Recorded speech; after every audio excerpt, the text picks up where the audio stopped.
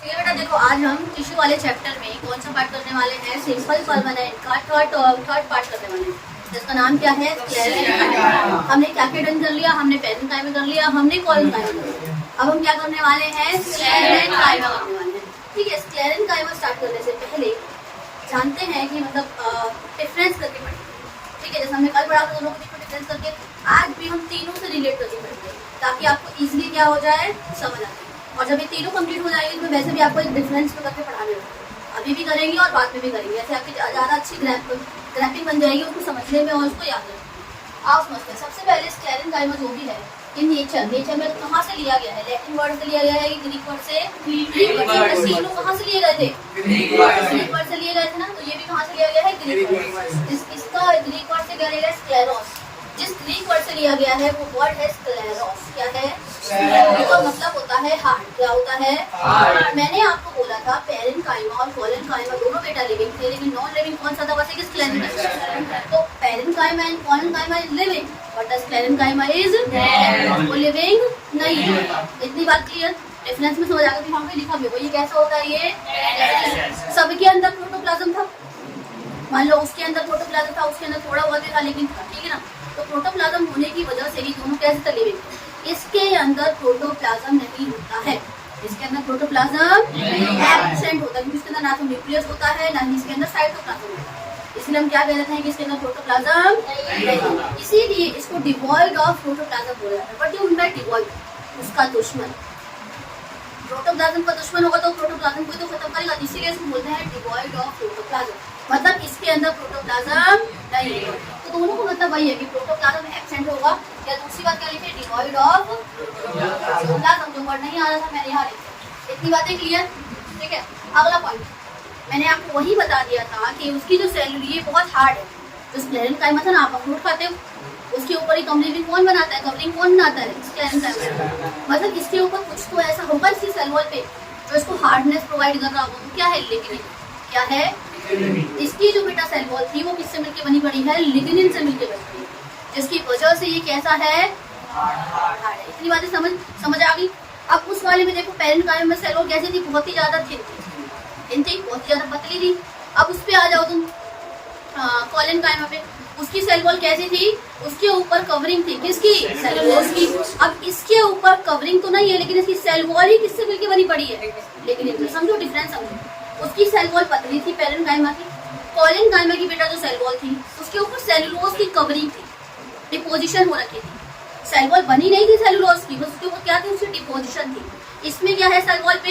ये इसकी जो सेल वॉल है ना, कोई डिपोजिशन नहीं है, कोई कुछ नहीं है। उसकी जो सेल वॉल ही है स्क्लेरेंकाइमा की, वो बनी हुई है किससे? लिग्निन। किससे? और लिग्निन के बारे में मैंने आपको बताया था ये सीमेंट जितनी हार्ड होती है, इसकी जैसी हार्ड होती है। और लिग्निन के अंदर थोड़ी बातें रहती है। Lignin is a complex polymer, ये एक बहुत ही जटिल पॉलीमर है। मतलब बहुत सारे मोनोमर मिलकर क्या बनाए होंगे? पॉलीमर बनाए होंगे। इसका नाम क्या है? लिग्निन। ये एक सीमेंट की तरह एक्ट करता है। किस तरह एक्ट करता है? सीमेंट। और हार्डन कर देता है, मतलब बहुत ही हार्ड बना देता है। किसको बेटा? ये प्रोवाइड करता है ग्रेट टेंसाइल स्ट्रेंथ, बहुत ही ज्यादा स्ट्रेंथ प्रोवाइड करता है कि इसको दबाने से जो अखरोट को हाथ से तोड़ दूंगे नहीं कर सकते ना, लेकिन अगर मैं वही एक पल के लिए लौकी वगैरह दे दूं तो हम उसको हाथ से वगैरह वो तोड़ देते हैं, तोरी वगैरह तोड़ देते हैं ना। उसका सेल वॉल, उसकी सेल वॉल उससे नहीं बनी बनती। इससे बात समझ आ गई मेरी? अब it provide great tensile strength and flexibility. और क्या रहती है इसके अंदर? फ्लेक्सिबिलिटी इसको प्रोवाइड करता है। हल्की फुल्की करता है लेकिन करता है। बात समझ आ गई मेरी? टेंसाइल स्ट्रेंथ मतलब किसी चीज को अंदर से दबने ना देना, वो स्ट्रेंथ जो उसने शेप मेंटेन करके रखा है। बात समझ आ गई इतनी? तो ये लिग्निन के बारे में बातें थी जो बहुत। ठीक है, सेल वॉल किससे मिलकर बना पड़ा बेटा? इसलिए हम ऐसी सेल वॉल को क्या बोल देते हैं? Lignified cell wall. क्या बोल देते हैं? Lignified cell wall. ऐसी सेल वॉल जो कि हमारी सेल लिग्निन से बनी पड़ी है, ऐसी सेल वॉल को हम क्या बोल देंगे? Lignified cell wall. अगली बात, एक बात बताओ, अगर किसी भी सेल की ऐसे एक सेल है क्या होगा? एक सेल, ये दोनों सेल क्या है? ये एक पहला सेल और ये दूसरा सेल। कोई दिक्कत? मैंने क्या बोला? इसकी जो सेल वॉल थी, अब इसकी सेल वॉल में इतनी ज्यादा इसकी थिकनेस हो जाएगी। अब लिग्निन ना इतना ज्यादा उसको मोटा कर देता है ना पूरे सेल वॉल को, मानो ये लिग्निन है, पहली तो लिग्निन सही होती है, अब लिग्निन का इतना ज़्यादा इसमें लिग्निन होता है कि इसकी सेल वॉल कैसी हो जाती है बेटा, सेल वॉल के अंदर क्या भरता है, लिग्निन। ये भी देखो पूरी लिग्निन है, क्या है ये पूरी।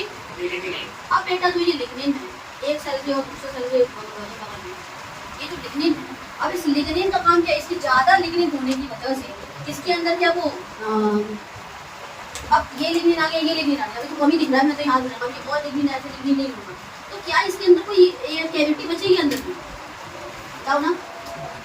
अगर मैं ऐसे करते चले जाऊँ इतना हार्ड हो जाता है कि इसके अंदर कोई कैविटी ही नहीं बचती। जैसे बाकियों में स्पेस था ना, ये साइटोप्लाज्म के लिए स्पेस था ना, इसके अंदर वो स्पेस ही नहीं बचता है, समझ रहे मैं क्या ले। लिग्निन ही बहुत ज्यादा अपने आप को मोटा कर लेता है, सेल वॉल की अंदर की जगह ही नहीं बचती, मतलब कुछ नहीं है, पूरी कवरिंग ना एक हार्ड लेयर से बनती है, अंदर में थोड़ी बहुत जगह ना के बराबर होती है। तो यहाँ क्या लिखा है, due to excessive thickening of cell wall it's cell cavity, cell के अंदर की जगह को हम क्या बोल देते हैं, सेल कैविटी या क्या बोलते हैं, दो नाम। एक्सेसिव थिकनिंग मतलब मोटा होने की वजह से, ज्यादा मोटा होने की वजह से सेल वॉल की इट्स सेल कैविटी, इसकी सेल कैविटी या फिर ल्यूमन क्या हो जाते हैं, लगभग एब्सेंट ही रहता है, मतलब गायब ही हो जाते हैं। बात समझ आ रही है। अगला लाइन देखो, जो सेल्स और स्क्लेरेन्काइमा होते हैं वो बिना किसी गैप के, अब मैंने बोला था एक सेल से दूसरे सेल के बीच में एक स्पेस होता है जिसको हम इंटरसेलुलर स्पेस बोलते हैं, क्या इसकी वजह इसमें थिकनिंग ऑफ सेल वॉल की वजह से क्या इसमें कोई इंटरसेलुलर स्पेस बच पाएगा, नहीं बच पाएगा, सीधी बात है। तो यहाँ क्या बोला है कि जो स्क्लेरेन्काइमा सेल्स होता है ना, वो आपस में बहुत ही ज्यादा क्लोजली पैक होते हैं, मतलब बहुत ज्यादा आपस में कैसे होते हैं, चिपके भी होते हैं, ऐसा कह सकते हो, जिसकी वजह से इसके बीच में कोई भी इंटरसेलुलर स्पेस नहीं है, कोई दिक्कत। एक से लेंगे दूसरे, अब ना एक चीज इनके बीच में ना ऐसे एक सेल से दूसरे के बीच में से ऐसे ना एक लेयर, सीमेंटिक एक लेयर होती है, एक सेल से दूसरे सेल के बीच में यहाँ पे एक लेयर बन जाती है जिसको हम मिडल लेविला, क्या बोलते हैं बेटा इसको हम, ये मिडल लेविला तीन चीजों से बनी होती है, प्रोटीन से, पैक्टिन से और लिग्निन से। तो नहीं बात, अब इनके बीच में एक मिडल लेविला रहेगा जो कि एक लेयर है बस दो सेल के बीच में, जो एक सेल को दूसरे सेल से क्या करती है, जोड़ती है। तो जोड़ने के लिए यहाँ पे आपकी एक लेयर बनी पड़ी है जिसका नाम है मिडल लेविला, और ये मिडल लेविला तीन चीजों से बना पड़ा है, प्रोटीन से, लिग्निन से और तीसरी चीज पैक्टिन से। अगली लाइन वही लिखी पड़ी है, मिडल लेविला present between cell which is made up of, जो कि बना होता है किससे बेटा, पैक्टिन से, लिग्निन से और प्रोटीन से। इतना समझने में कोई दिक्कत, नेचर समझने में, लेकिन इनकी बातें समझने में कोई दिक्कत, ये डायग्राम से एक तरीके से समझ सकते हो। इसके पास कोई न्यूक्लियस वगैरह नहीं होता, याद रखना है, बाकी उसमें था लेकिन इसमें नहीं, ये देखिए। अब इस पे अब स्क्लेरेन्काइमा सेल्स भी ना दो तरीके के होते हैं, कौन कौन से, पहला है फाइबर और दूसरा क्या है बेटा, फाइबर ना, जैसे हम अखरोट को देखो, अखरोट के ऊपर नहीं, अखरोट को हटाओ, नारियल देखा, उसके ऊपर वो कवरिंग नहीं होती, इसको हम हटाते हैं पहले, तब जाके वो अंदर वाला खाता है ना, तो उसमें कवरिंग है, वो स्क्लेरेट क्या है बेटा, वो अखरोट में कोई कवरिंग होती है नहीं होती, उसको हार्ड सा है। नारियल में भी हार्ड वाली जो चीजें हैं वो तो अंदर ही है ना, ऊपर में क्या है, वो वैसा निकालने वाला है, तो कवरिंग ही तो है एक तरीके से, क्या है वो एक तरीके से कवरिंग है, तो उसको बोलेंगे स्क्लेरेट, क्या है वो। अब अखरोट पे नट्स वगैरह की जो कवरिंग होती है वो होता है फाइबर, ऐसा कह सकते हो। तो फाइबर और स्क्लेरेट में समझो, इसकी कवरिंग बनाता है किसी भी प्लांट और ऑर्गन की, एक कवरिंग नहीं बनाता, ये मैकेनिकल स्ट्रेंथ प्रोवाइड देता है, अखरोट को देखा है हार्डनेस देता है, और ये क्या प्रोवाइड करता है, स्टिफनेस, स्टिफनेस मतलब दबाव ही है, क्यों चीज आप नारियल को दब नहीं जाता, उसके ऊपर वो लगा पड़ा रहता है, इसीलिए हम इसको क्या बोल देते हैं, ग्रेट सेल या स्टोन सेल कहते हैं इसको, स्क्लेरेट।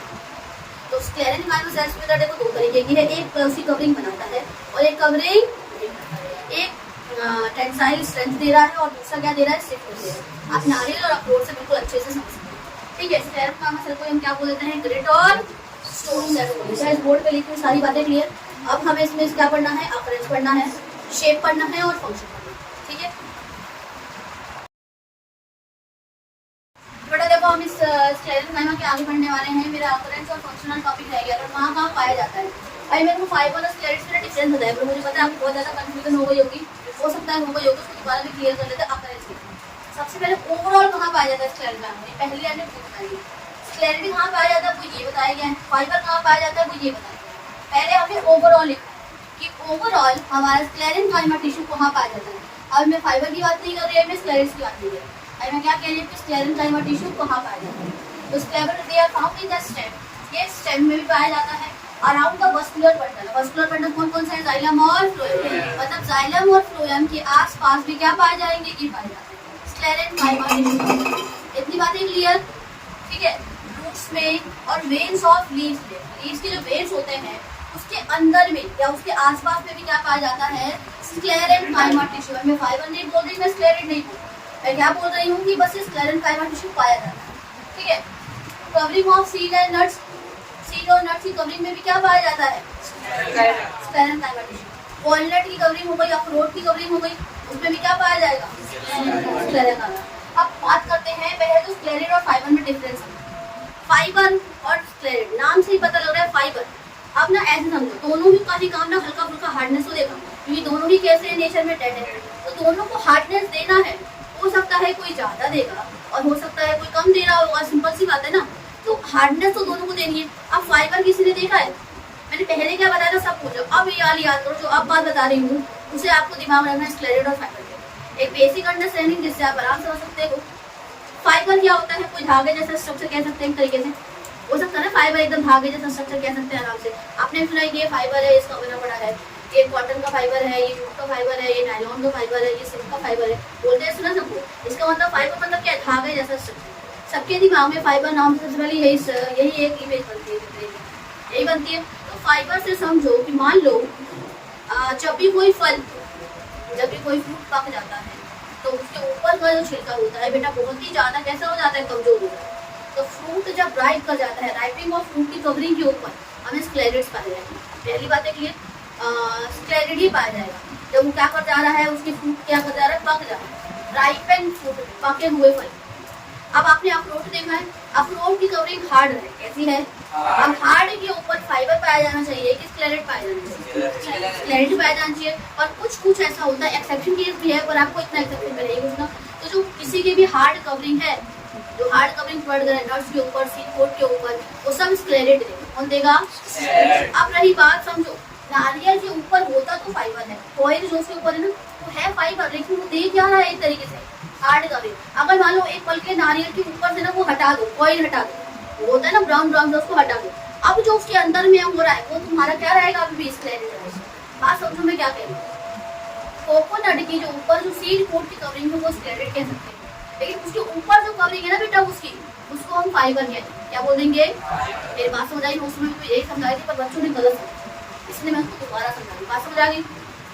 अब बढ़ते हैं। स्क्लेरल फ्रॉम नहीं होगा, फॉर्म होगा।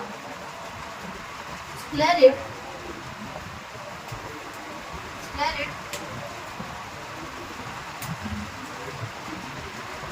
form the gritty part of the most of the rice. Gritty part क्या कहता है? ग्रीटी पार्ट कहने का मतलब है वही कवरिंग की बात कर रहे हैं, किसकी? राइप फ्रूट की, पके हुए फलों की बात कर रहे हैं, ठीक है। And contribute hardness to the seed, अब क्या प्रोवाइड करता है? हार्डनेस दोनों प्रोवाइड करेंगे, कोई ज्यादा प्रोवाइड करेगा और कोई कम करेगा। तो स्क्लेरल ज्यादा प्रोवाइड करता है और ये क्या प्रोवाइड करता है? फ्रूट को और नट्स। जैसे फ्रूट हो गया, इसके ऊपर कवरिंग करो, नट्स ले लो। नट्स में क्या होता है? कुछ ऐसे चने होते हैं छोटे वाले, बहुत हार्ड होते हैं, छोटे वाले चने बहुत ज्यादा हार्ड होते हैं, एकदम बड़े वाले ब्राउन होते हैं, उससे भी छोटे चने होते हैं, जैसे हम वो करके भी खाते हैं। हाँ, तो वो बहुत ही छोटे वाले जो चने होते हैं जो थोड़े नहीं जाते दांतों से, उसके ऊपर एक कवरिंग किससे बनी पड़ी रहेगी? हस्क ऑफ कोकोनट, हस्क मतलब क्या, जो पूरा एकदम ऊपर से खाया है। देखो कलेक्टिवली हम उसको हस्क कह सकते हैं, और जब तुम एक एक अलग करोगे तो उसे आप बॉइल करोगे, क्या कहोगे? जब कोकोनट के ऊपर पूरा वो कवर है तो हस्क क्या है? वो मैं उसको एक ही कलम करूँ तो बॉइल हो जाएगा, क्या बन जाएगा? मैं हस्क बोलूँ या बॉइल बोलूँ दिक्कत तो नहीं है उससे, दोनों किससे बने पड़े रहेंगे बेटा? फाइबर से।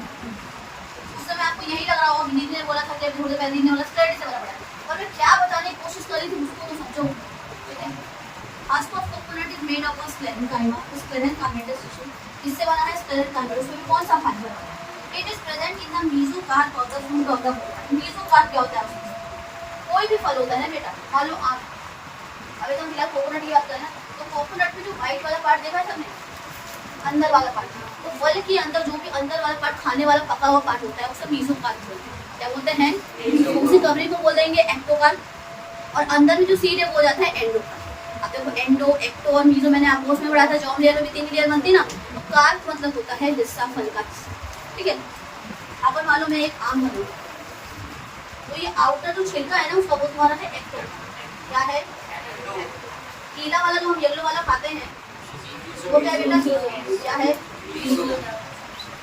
और जो उसके अंदर जो सीड होता है वो ये आपको पढ़ाया गया होगा ये ठीक है, ये समझ आ गया। तो ऐसी नारियल के अंदर क्या होगा, ऊपर वाला हिस्सा कह सकते हैं एक्टोकार्प, अंदर जो व्हाइटिश पार्ट खाने वाला है, जो व्हाइटिश पार्ट खाने वाला है उसे हम क्या बोलेंगे, मेसोकार्प। और जो उसके अंदर वैसे कुछ नहीं होता, लेकिन ना उसमें भी एंडोकार्प होता है।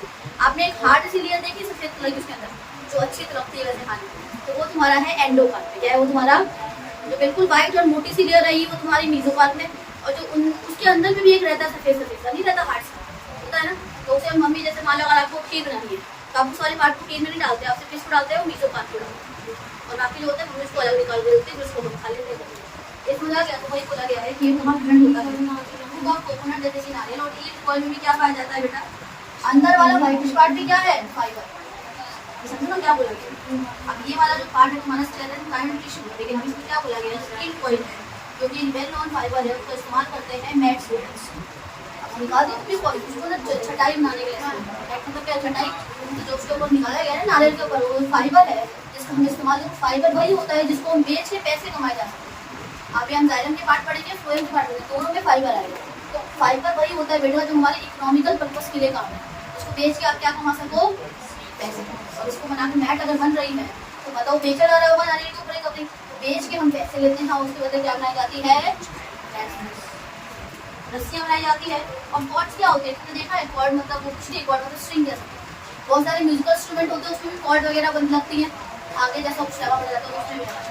ब्रशेस में देखा है उसमें भी क्या लगा पड़ा, सारे ईट मतलब क्या है, कितना मिला है, ईट मतलब हमें उस नारियल से कितनी चीजें मिली हैं वो ईट देता है।